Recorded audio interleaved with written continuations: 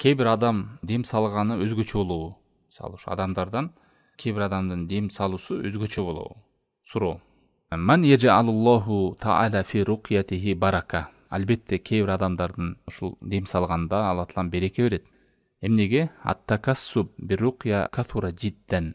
Азыркы күндө ушул дем салам деп Куран менен акча табууну көздөгөндөр көйүп кетти.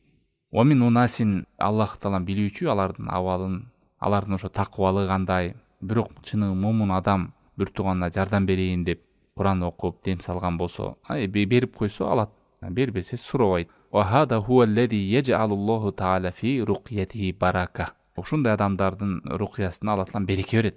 Алеми амма ман жаалал Кур'анал карим василатан литтакассуб. Алеми ким Куран карим менен дем салууда ошону кесип кылып, ошодон акча табайын деген нерсени көздөгөн болсо, факат иштара дунья би амалил ахира. Анда дүйнөнү акырет менен сатып алам деген адам бул. Аллах сактасын. Ома лаху фил ахирати мин насиб. Андай адамдар акыретте насиби жок.